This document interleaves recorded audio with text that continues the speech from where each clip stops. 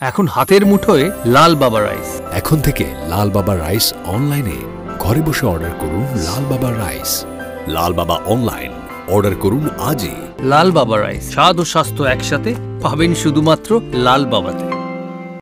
স্বপ্নের কেরিয়ার গড়তে চান? আসুন যোগ দিন MCRS নলেজ ক্যাম্পাসে। পূর্ব বর্ধমানে অবস্থিত আমাদের ক্যাম্পাসে আমরা অফার করছি নার্সিং ও প্যারামেডিক্যাল কোর্স। সবুজ ঘেরা হাইটেক ক্যাম্পাস, সঙ্গে কলেজ সংলগ্ন অত্যাধুনিক হস্টেল। এখানে অভিজ্ঞ শিক্ষক ও শিক্ষিকারা আপনাকে আধুনিক চিকিৎসা পদ্ধতি ও প্রযুক্তির মাধ্যমে প্রশিক্ষণ দিচ্ছেন। আমাদের কোর্সগুলিতে আপনি পাবেন হাতে কলমে প্রশিক্ষণ এবং প্রয়োজনীয় দক্ষতা অর্জনের সুযোগ।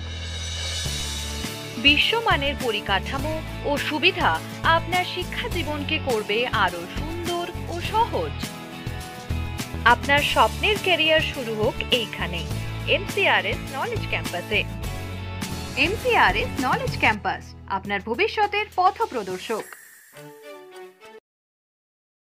মুক্ত আবহাওয়া ডিজিটাল মিডিয়ায় আমরা খেলাধুলার আলোচনায় আমরা বিভিন্ন সময় বিভিন্ন দিনে আমরা বিভিন্ন রকম খেলা নিয়ে আলোচনা করি। ফুটবল, ক্রিকেট, ভলি, বাস্কেট, আরও নানা রকম খেলা নিয়ে আলোচনা করি। এমনকি আমরা দাবা নিয়েও আলোচনা করেছি, সাঁতার নিয়ে আলোচনা করেছি। আজকে একটু মানে আমাদের আলোচনার মধ্যে আমরা একটু বৈচিত্র্য আনতে চাইছি। সেটা হচ্ছে খেলাধুলো করে খেলোয়াড়রা বেশ কিছু খেলা আছে যেটা আঘাত পাওয়ার সম্ভাবনা অনেক সময় থেকে যায়, যেমন ফুটবল, বক্সিং, যেমন কুস্তি, এইসব খেলাগুলো। তাছাড়াও এগুলো যেমন সরাসরি প্লেয়ারের সংঘর্ষ হয়ে আঘাত আসতে পারে। তাছাড়াও অনেক সময় অ্যাথলেট বা লং জাম্প, হাই জাম্পে নানা রকম শারীরিক সমস্যা হতে পারে, পেশির টান হতে পারে, বা এইসব খেলাধুলোর সময় অনেক রকম সমস্যা হতে পারে। আজকে আমরা এই যে খেলাধুলার সময় বিভিন্ন শারীরিক সমস্যা, আঘাতজনিত যে অসুবিধার সমস্যাগুলো দেখা যায়, সেইগুলো যদি হয় কিভাবে সেগুলোকে তাড়াতাড়ি সারিয়ে তোলা যাবে এবং এইগুলো যাতে না হয় তার জন্য খেলোয়াড়দের কীরকমভাবে প্রিকশন নিতে হবে, কী ধরনের ব্যায়াম করতে হবে, তাদের কিভাবে থাকতে হবে, এই বিষয়ে আমরা আলোচনা করব। কারণ আজকে আমাদের মধ্যে আমরা পেয়েছি আমাদের এই বর্ধমান শহরে খুবই একজন পরিচিত একজন তরুণ ফিজিওথেরাপিস্ট। উনি বিভিন্ন বিষয়ের উপর কাজ করছেন এবং ওনার পরিবার যেহেতু একটা খেলাধুলার সঙ্গে দীর্ঘদিন যুক্ত আছেন। ওনার বাবা বর্ধমানের নাম করা ফুটবল এবং ক্রিকেটের নাম করা প্রশিক্ষক রতিন ভট্টাচার্য। খেলাধুলোর পরিবারে যেহেতু উনি বেড়ে উঠেছেন, সুতরাং খেলোয়াড়দের চোট আঘাত হলে তারা কীভাবে তাড়াতাড়ি রিকভারি করতে পারবেন এর উপরও ওনার আমরা মতামত শুনব। আমাদের সঙ্গে রয়েছেন ফিজিওথেরাপিস্ট ডাক্তার সত্যেন ভট্টাচার্য। উনি হচ্ছেন অ্যাসোসিয়েট প্রফেসর BIMLS বর্ধমান। তাছাড়া ওনার নিজস্ব একটা সংস্থা আছে ফিটোফাইন, নিজে উনি যেটা প্রতিষ্ঠা করেছেন সেটা উনি চালাচ্ছেন। আমাদের এই মুক্ত আবহাওয়া স্টুডিওতে আপনাকে স্বাগত। আচ্ছা, সত্যেন ভট্টাচার্য মানে ওনার নাম, সত্যেনবাবু, এই যে ফুটবল খেলা হয়, ক্রিকেট খেলা হয়, এই খেলাগুলোয় সাধারণত কী ধরনের মানে চোটগুলো বেশি আসার সম্ভাবনা থাকে, যেটা আপনার দৃষ্টিতে মানে? এই খেলাধুলার মধ্যে আমরা চোটের ব্যাপারটাকে দুটো ভাগে ভাগ করি। একটা হচ্ছে কন্ট্যাক্ট গেম, একটা হচ্ছে নন কন্ট্যাক্ট গেম। যেমন ধরুন কেউ দাবা খেলছে, তার সেরকমভাবে কন্ট্যাক্ট গেম যেহেতু নয়, তার চোটটা অন্যরকম হবে। তার যদি বা অ্যাথলেটিক করছে তার অন্যরকমভাবে চোট হবে। কেউ ফুটবল খেলছে, ক্রিকেট খেলছে, তার চোট অন্যরকম হবে।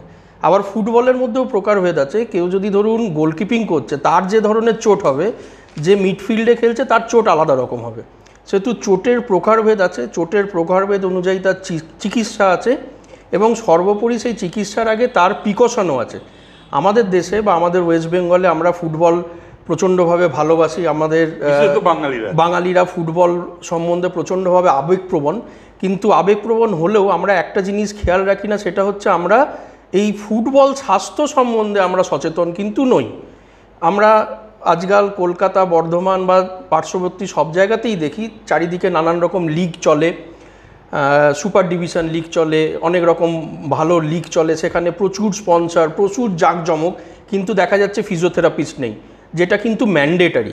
কিন্তু বড় বড় ক্লাব যারা আইএসএল এ খেলে তাদের কিন্তু ফিজিওথেরাপিস্ট আছে। হ্যাঁ, তাদের একটা লক্ষণীয় বিষয় অধিকাংশ হচ্ছে বিদেশি ফিজিওথেরাপি। না, এটা দুটো পার্সপেক্টিভ আছে। একটা পার্সপেক্টিভ হচ্ছে যে যিনি কোচ তিনি বিদেশি, তিনি হয়তো চাইছেন যে ফিজিওথেরাপিস্ট বিদেশি আসুক, তার কমিউনিকেশনের সুবিধা এবং তার শিক্ষাগত যোগ্যতা, তিনি হয়তো ভাবছেন যে বিদেশি ফিজিওথেরাপিস্টরা বেশি শিক্ষাগত যোগ্যতা সম্পন্ন। আর একটা সেকেন্ড যেটা বেশি ইম্পর্টেন্ট মনে হয়, এখন ফিজিওথেরাপির হচ্ছে বুমিং সিচুয়েশান চলছে ইন্ডিয়াতে। এখন সবাই কিন্তু ট্র্যাডিশনাল মেডিসিন ছেড়ে আমাদের কাছে ট্রিটমেন্ট করাতে আসছে, ফিজিওথেরাপি করাতে আসছে। তারা অনেক খরচা করে, একটা পেন কিলারের বদলে তারা কিন্তু রেগুলার বেসিসে অনেক খরচা করে ফিজিওথেরাপি করাচ্ছে, যাদের তাদের কিডনি এফেক্টেড না হয়, যাদের তাদের লিভার এফেক্টেড না হয়। তো এই রকম যে একটা বাতাবরণের মধ্যে দিয়ে এরকম যে একটা রেনেসা বলতে পারেন ফিজিওথেরাপির চলছে ইন্ডিয়াতে, তাতে কিন্তু ফিজিওথেরাপিস্টরা মাঠে গিয়ে ফিজিওথেরাপি করার থেকে চেম্বারে পেশেন্ট দেখাটা বেশি প্রেফার করছে। কারণ যারা মাঠে গিয়ে ফিজিওথেরাপি করবে তারা ধরুন একটা বড় ক্লাব বা বড় সংস্থার সঙ্গে তারা হয়তো 2 বছর 3 বছরের কন্ট্রাক্টে থাকবে, তারপরে তো তারা একটা অনিশ্চয়তার মধ্যে ভুগবে। তো সেই জন্যে এই দুটো কারণের জন্য আমার মনে হয় খেলার মাঠে দেশি ফিজিওথেরাপিস্টের সংখ্যা কম।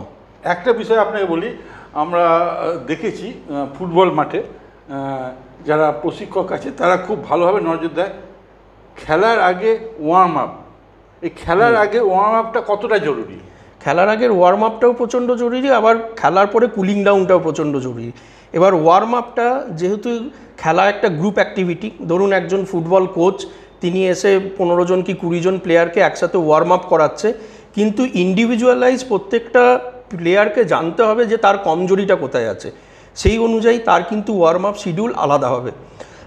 একটা আমরা গ্রুপ হিসেবে ওয়ার্ম আপ করানো হচ্ছে, সেটা তো প্রচণ্ড জরুরি। সেইটা না হলে কার্ডিওভাস্কুলার ক্যাপাসিটিটা ডেভেলপ করবে না। একটা কন্ট্যাক্ট গেমে যখন যাচ্ছে তার কার্ডিওভাস্কুলার ক্যাপাসিটি যদি সেই up to the mark develop না করে, ব্লাড সার্কুলেশন যদি up to the mark development না করে, তখন কন্ট্যাক্ট গেমে গিয়ে তার ওয়্যার অ্যান্ড টিয়ার হতে পারে। সেই জন্যে ওয়ার্ম আপটা প্রচণ্ডভাবে ঠিক মতো না করে মাঠে নামলে চোট আঘাত পাওয়ার সম্ভাবনা কি বেশি থাকে? অনেক বেশি থাকে। আমি আপনাকে একটা এক্সাম্পল দিই, ধরুন হাঁটুর মধ্যে আমাদের অনেক সফট টিস্যু স্ট্রাকচার আছে। সফট টিস্যু স্ট্রাকচার মানে কি, এই হাড় ছাড়া যেই জিনিসপত্রগুলো, মানে লিগামেন্ট, টেন্ডন, এই সবগুলো ওয়ার্ম আপ যদি আমাদের না করা হয়, সেই জায়গাগুলো ঠিকমতো সঞ্চালন হয় না, সেইগুলো শক্ত এবং টাইট হয়ে থাকে। এবার হঠাৎ করে যদি হাই একটা থ্রাস্ট লাগে, সেইখানে কিন্তু টিয়ার হওয়ার সম্ভাবনা থাকে। সেই জন্য ওয়ার্ম আপ প্রচণ্ডভাবে জরুরি। মানে আপনার পরামর্শ খেলোয়াড়দের ওয়ার্ম আপের বিষয়ে কী আছে? খেলোয়াড়দের প্রত্যেকে যেটা গ্রুপ অ্যাক্টিভিটি হিসেবে ওয়ার্ম আপ করতে হবে সেটা করতে হবে, এবং তাকে পার্সোনালাইজ অ্যাসেসমেন্ট করে দেখতে হবে যে তার কোথাও কোনো প্রবলেম আছে কিনা, তাকে আবার এক্সট্রাভাবে সেটা তো একজন তার জন্য ফিজিওথেরাপিস্টের কাছে আসতে হবে। এই জন্যই তো বলছি, যেমন ফিজিওথেরাপি মানে খেলার এখন পার্ট অ্যান্ড পার্সেল। ফিজিওথেরাপিস্টকে কিন্তু প্রত্যেকটা জায়গায় খেলোয়াড়দের সঙ্গে থাকতে হবে, তবেই খেলোয়াড়দের উন্নতি। এইবার খেলাধুলোর স্বার্থে আমি যদি ফুটবল নিয়েই বলি, ধরুন কারোর লিগামেন্টে চোট লাগে, হাঁটুতে চোট লাগে, তাদের চোটটা থেকে রিকভারি করা, হয়তো বড় চোট লাগলো না, হালকা লাগলো, রিকভারি করার জন্য কী প্রিকশন নিতে হবে একটু যদি পরামর্শ দেন। আচ্ছা, এটা হচ্ছে দুটো ভাগে আমরা ভাগ করতে পারি। একটা হচ্ছে অনফিল্ড ম্যানেজমেন্ট আর একটা হচ্ছে অফ ফিল্ড ম্যানেজমেন্ট। মানে অনফিল্ড ম্যানেজমেন্ট যখন মাঠে গিয়ে চোটটা লেগেছে, সেই সময় যখনই চোট লাগবে প্লেয়ার এবং কর্মকর্তা বা কোচেদের এটা জানা উচিত যে সঙ্গে সঙ্গে খেলাটাকে বন্ধ করে দেওয়া এবং সেখানে বরফ দেওয়া আর এলিভেট করে রাখা। মানে সেই জায়গাটাতে ধরুন হাঁটুতে বা লিগামেন্টে কোথাও চোট লেগেছে, সঙ্গে সঙ্গে খেলাটাকে বন্ধ করতে হবে, তাকে ফার্দার কোনো খেলাতে নিযুক্ত করা যাবে না, এবং ওই জায়গাটা মানে ক্রেপ ব্যান্ডেজ বা কিছু দিয়ে একটা র্যাপ করে রাখতে হবে। আমরা গ্যালারি থেকে যেটা দেখতে পাই, চোট লাগলে একটা স্প্রে করা হয়, তার কি কাজ? হ্যাঁ, তার কাজ আছে। গ্যালারি থেকে আপনারা যেটা দেখেন যে চোট লাগলে আমরা বলিন স্প্রে করি বা অন্য মিথাইল স্যালিসাইলেট কিছু স্প্রে করি, সেটা একটা অ্যান্টি ইনফ্লেমেটরি এবং একটা পেন কিলিং এফেক্ট দেয়, সেটা কিন্তু সাময়িক। এবার মাঠে যদি ফিজিওথেরাপিস্ট থাকে সে কিন্তু ওখানেই অ্যাসেস করে বলে দেবে যে ওই স্প্রে নিয়ে বা অন্য কিছু ক্রেপ করে বা হালকা ইমোবিলাইজ করে সে আবার তখনই মাঠে ফিরতে পারবে কি না। আর যদি ফিরতে না পারে, যদি কনফিউশন থাকেন, ধরুন আমাদের যেরকম মফস্বলের সেট আপ বা আমাদের শহরের যেরকম সেট আপ, ফিজিওথেরাপিস্ট নেই, যদি কোনো রকম ডাউট থাকে তাহলে কিন্তু খেলাটাকে সঙ্গে সঙ্গে বন্ধ করতে হবে। সেই খেলোয়াড়টাকে তাড়াতাড়ি আবার মাঠে ফিরে আসার জন্য কি করতে হবে? প্রথম তো তাকে ফিজিওথেরাপিস্টের কাছে যেতে হবে। এটা দুটো ব্যাপার আছে, যদি ভেঙে গেল সেই জায়গাটা, ভেঙে গেলে অর্থোপেডিশিয়ানের কাছে যেতে হবে, সেটা ফিজিওথেরাপিস্টের কোনো রোল নেই সেখানে। যদি সেই জায়গাটা না ভাঙে, যদি সব টিস্যু স্ট্রাকচার ইনজুরি হয় তখন যেটা টান ধরে, হ্যাঁ, তখন ফিজিওথেরাপিস্টের কাছে সেই যেতে ক্ষেত্রে হবে। ধরুন প্রাথমিক পরামর্শটা যদি আপনি একটু দেন। প্রাথমিক পরামর্শ বলতে আমরা প্রথমে পেশেন্টকে অ্যাসেসমেন্ট করি, অ্যাসেসমেন্ট করে হয়তো তাকে আল্ট্রাসাউন্ড করাতে বলি, মানে ডায়াগনস্টিক আল্ট্রাসাউন্ড সেটা করাতে বলি, বা হয়তো এক্স রে করাতে বলি। সেই অনুযায়ী আমাদের ট্রিটমেন্ট প্ল্যান ঠিক হয়। এবং ধরুন কোনো জয়েন্টে কোনো রকম আঘাত লেগেছে, আমরা স্পেশাল টেস্ট করি জয়েন্টের ওই স্ট্রাকচারগুলোর, মানে সেই লিগামেন্টের, সেই টেন্ডনের স্পেশাল টেস্ট করি, করে আমরা বুঝতে পারি যে সেটার কতটা এক্সটেন্ড অবধি তার ক্ষতিগ্রস্ত হয়েছে। আমি আপনাকে একটা এক্সাম্পল দিলে বুঝতে পারবেন। আজকালকার দিনে খুব কমন ইয়ে এসিএল টিয়ার, প্লেয়াররা খালি বলে যে আমার এসিএল টিয়ার হয়েছে। এসিএল টিয়ার হচ্ছে অ্যান্টেরিয়র ক্রুশিয়েট লিগামেন্ট, যেটা আমাদের হাঁটুতে থাকে। তো এবার এসিএল টিয়ারের আবার গ্রেডেশন আছে, গ্রেড 1, 2, 3, 4 গ্রেডেশন আছে। তো ফিজিওথেরাপিস্টের কাছে যখন প্লেয়াররা যাবে, আমরা অ্যাসেসমেন্ট করে বুঝতে পারি যে গ্রেড 1, গ্রেড 2 এগুলো আমরা স্পেশাল টেস্ট করে বুঝতে পারি। সেই অনুযায়ী পেশেন্টকে রেস্ট বা কোনো রকম ফিজিওথেরাপির চিকিৎসা এবং আল্ট্রাসাউন্ডের অ্যাডভাইস বা এক্স রে অ্যাডভাইস আমরা করে থাকি। একজন রানার যখন দৌড়োয়, আমরা দৌড়তে দেখি কখনো কখনো অনেক বড় বড় প্রতিযোগিতাও দেখি যে দৌড়তে সে সম্পূর্ণটা দৌড়াবার আগেই কিন্তু ট্র্যাকটা ছেড়ে দিল। এই ক্ষেত্রে তার কী ধরনের চোট আসে বা কী ধরনের সমস্যার সম্মুখীন হয়, কী জন্য? সাধারণত আমরা যেরকম দেখি যে লং ডিস্টেন্স রানাররা অনেক সময় তার রানিং কমপ্লিট করতে পারছে না। সেক্ষেত্রে দেখা যায় যে হয় তাদের কার্ডিয়াক ক্যাপাসিটি পারমিট করছে না, বা তাদের কোনো জায়গায় ছুটতে গিয়ে কোনো অ্যাঙ্কেলে বা হাঁটুতে কোথাও চোট এলো। তো সেক্ষেত্রে কি করতে হবে, যে সাধারণত আমাদের দেশে এখন চালু হয়ে গেছে এবং বিদেশেও এটা হয় যে লং ডিস্টেন্স রানারের যেই মাসলসগুলো, যেই জয়েন্টসগুলোর ওপর বেশি কাজ হবে তার ওপর ট্রেনিং করানো হয়। তো হয় সেখানে ট্রেনিংয়ে কোথাও ঘাটতি থেকে গেছে, বা অনেক সময় হতে পারে যে লং ডিস্টেন্স রানিংয়ের ক্ষেত্রে মিনারেল ডেফিসিয়েন্সি হচ্ছে, যেই জন্যে লং টাইম সে পারমিট করতে পারছে না এবং তার কার্ডিওভাস্কুলার ক্যাপাসিটি তাকে পারমিট করছে না। সো মাল্টিপল কারণ হতে পারে যে একটা লং ডিস্টেন্স রানার মানে তার রানিংটা কমপ্লিট করতে পারছে না, সেটা প্রপার ইভ্যালুয়েশন ছাড়া বলা ডিফিকাল্ট। আমরা দেখেছি এরকম দুর্ঘটনাও ঘটে। আমাদের কলকাতা মাঠের একজন বড় টিমের প্লেয়ারও গোলকিপারের সঙ্গে তার সংঘর্ষে সে মারা গেছিল। তা ওই যে জ্ঞান হারাচ্ছে, সেন্সলেস হয়ে যাচ্ছে, সেই সময় আশেপাশে যারা থাকে, যদি ফিজিওথেরাপিস্ট না থাকে, সেই সময় সহখেলোয়াড়দের কর্তব্য কী? সব থেকে এটা একটা খুব ভালো প্রশ্ন করেছেন। আমাদের যখনই এইরকম ধরনের কোনো রকম সিচুয়েশন হবে যেটা ডিভাস্টেটিং সিচুয়েশন, হাতের বাইরে চলে যাচ্ছে, সবার আগে খেয়াল রাখতে হবে যে তাকে সোজা শুইয়ে দিতে হবে। এবং এই যে ঘাড় বা স্পাইনের, জেনারেলি এগুলোতে কি হয়, কন্ট্যাক্ট গেমে কি হয়, আমাদের C1 সার্ভাইকাল স্পাইন 1 বা 2তে ফ্র্যাকচার হয়। তো সেই ফ্র্যাকচার হওয়ার জন্যে কিন্তু পেশেন্ট মারা যায়। এখানে অনেক ভাস্কুলার স্ট্রাকচার আছে, ভেগাস নার্ভ আছে, যেটা ফ্রেনিক নার্ভ বা এগুলোর জন্যে আমাদের কিন্তু মানে প্রবলেম হয়, যার জন্যে আলটিমেটলি পেশেন্ট মারা যায়। তো যদি এই রকম ধরনের কোনো রকম হেড অন কলিশন হয়, সঙ্গে সঙ্গে সেই জায়গাটাকে ইমোবিলাইজ করতে হবে, এই জায়গাটাকে একটা র্যাপ করে দিতে হবে, একটা নেক কলার দিয়ে দিতে হবে। যদি নেক কলার না থাকে, একটা টাওয়েল জড়িয়ে এই জায়গাটাকে নাড়ানো যাবে না। যে আমরা জানি না, আমরা তো বাইরে থেকে দেখে বুঝতে পারছি না যে ওটা ফ্র্যাকচার হয়েছে কিনা বা স্পাইনাল কর্ড কম্প্রেশন হয়েছে কিনা। এখানে আমাদের ফোরামেনাম ম্যাগনাম থেকে যে স্পাইনাল কর্ডটা নামছে সেই জায়গায় ডাইরেক্ট কম্প্রেশন হয়েছে কিনা। তো সেই জন্যে আমাদের প্রথমেই পেশেন্টকে নাড়ানো চাড়ানো যাবে না, স্পাইনটাকে সোজা রাখতে হবে, স্পাইনের কোথাও নাড়ানো যাবে না, তাকে সোজা শুইয়ে তাকে অ্যাম্বুলেন্সে করে হসপিটালে তড়িঘড়ি পাঠাতে হবে। আর অনেক সময় দেখি যে অনেকে অজ্ঞান হয়ে গেলে তার মুখে ফু দিয়ে তাকে করা হয় এবং সেটা অনেক সময় কাজে দেয় শুনি। এইটার পদ্ধতিটা কি? এটা হচ্ছে কার্ডিওপালমোনারি রিসাসিটেশন, সিপিআর বলা হয়। এখানে কি হয় যে আমরা মেকানিক্যালি বাইরে থেকে হাওয়া দিয়ে লাংসে ইনফ্লেট করি এবং তাকে কার্ডিয়াক পাম্প দেওয়া হয়। একটু যদি বলে দেন। এই পদ্ধতিটা প্রথমে হচ্ছে যে আমাদের দেখতে হবে এয়ারওয়ে, যেটা মানে আমাদের এই যে এয়ার প্যাসেজ যেটা, সেইটা ওপেন আছে কিনা, যে কোনো জায়গায় কোনো কিছু ফরেন পার্টিকেল খেলতে গিয়ে কোনো ফরেন পার্টিকেল ঢুকে গেছে কিনা, নাকে হোক বা মুখে হোক। তো সেটা যদি থাকে প্রথমে সেই এয়ারওয়েটাকে ক্লিয়ার করতে হবে। এয়ারওয়ে ক্লিয়ার করবার পরে মেকানিক্যালি বা বাইরে থেকে, আজকাল মেশিনও পাওয়া যায় যে আমরা মেকানিক্যালি মানে পাম্প করতে পারি, তো বাইরে থেকে ইনফ্লেট করতে হবে, মানে লাংসে হাওয়া দিতে হবে। এবং হাওয়া দেওয়ার সাথে সাথে আমাদের এখানে এই স্টার নামের তলায় আমাদের স্পেসিফিক জায়গা আছে যেখানে আমাদের পারকাশন করতে হবে, মানে প্রেসার দিতে হবে। সেইটা মিনিটে প্রায় 100-120টার মতো। একজনের মুখে একজন মুখ দিয়ে কি তাকে হাওয়াটা ভিতরে ঢোকাতে হয়? হাওয়াটা ভেতরে ঢোকাবে আর একজন মানে সেটাকে রিসাসিটেশন করবে, মানে এখানে প্রেসার দেবে। এবং এটা পিরিয়ডিক্যালি হবে, মানে এটা করতে থাকবে, এখানেও চেস্টে পাম্পটা করতে থাকবে এবং মুখেও হাওয়া মানে দিতে থাকবে। এটা পিরিয়ডিক্যালি হতে থাকবে যতক্ষণ না তার ব্রিদিংটা নর্মাল হচ্ছে। এবং এটার আগে সবার আগে দেখতে হবে যে এয়ারওয়েটা ক্লিয়ার আছে কিনা। এয়ারওয়ে যদি ক্লিয়ার না থাকে, কোনো যদি ফরেন পার্টিকেল থাকে, তার উপর যদি আবার এয়ার পাম্প করা হয় বাইরে থেকে মেকানিক্যালি, তখন কিন্তু ওটা লাংসে গিয়ে আটকে যাবে, তখন কিন্তু আরও প্রবলেম বাড়বে, বই কমবে না। যেমন কুস্তি আর বক্সিং, কুস্তি আর বক্সিং তো মানে খুবই বডি কন্ট্যাক্ট গেম। তা এই বডি কন্ট্যাক্ট গেমে যদি বলি আমরা বক্সিংয়ের কথাই বলি, মুখ বা এইসব ক্ষেত্রে যে আঘাতগুলো লাগে, বড় বড় যারা মেডেল পায় তাদের তো আঘাত লাগে, সেইগুলো থেকে রিকভারি করার জন্য কি করতে হয়?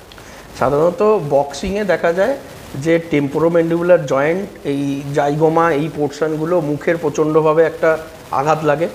এবং আর একটা জিনিস যেটা হয় আমাদের এই যেটা একটু আগে বললাম যে প্রচণ্ড জোরে মানে এখানে ঘুষি মারার বা ইয়ের জন্যে আমাদের সার্ভাইকাল স্পাইনের ডিসপ্লেসমেন্ট বা ফ্র্যাকচার হয়। তো এইটা থেকে বাঁচবার জন্যে দুটো পদ্ধতি, এক হচ্ছে তাকে টেকনিকে মাস্টার হতে হবে, আর সেকেন্ড হচ্ছে তার এখানকার মাসেলসগুলো সেরকমভাবে ট্রেন্ড হতে হবে যাতে প্রচণ্ডভাবে টেনসাইল ফোর্স যখন অপোনেন্ট ফোর্স দিচ্ছে সেইটাকে যাতে সহ্য করতে পারে। এইগুলো হচ্ছে বেসিক, এই দুটো তাদেরকে থাকতেই হবে যারা বক্সিং করছে। এবং আঘাত লাগার পর যদি তার আঘাত লেগে যাচ্ছে, আঘাত লেগে গেলে সে যদি সেন্সলেস হয়ে যাচ্ছে, তার এক রকমের ট্রিটমেন্ট হবে। তখন ভাবতে হবে যে আমাদের যে নিউরোলজিক্যাল কোনো রকম ইনভলভমেন্ট হয়েছে, তখন সার্ভাইকাল স্পাইনের দিকটা বা ফ্র্যাকচার হচ্ছে এইটা ভাবতে হবে। আর যদি মুখে এবং ফেসিয়াল বোনসে যদি আঘাত লাগে, সেখানেও আমাদের সঙ্গে সঙ্গে তাকে বরফ দেওয়া। আর একটা যেটা জিনিস হয় সেটা হচ্ছে যে বক্সিং লোকেদের বা প্লেয়ারদের দেখা যায় নাকে আঘাত লেগে নাক থেকে রক্ত পড়ে। এটা ফুটবলেও হয়, অন্যান্য খেলাতেও হয়। একটা মিসকনসেপ্ট যেটা আছে সেটা হচ্ছে যে তাকে শুইয়ে দেওয়া হয় বা মাথাটাকে ওপর দিকে করে মানে ইয়ে করে দেওয়া হয়, সেটা কিন্তু ভুল মেথড।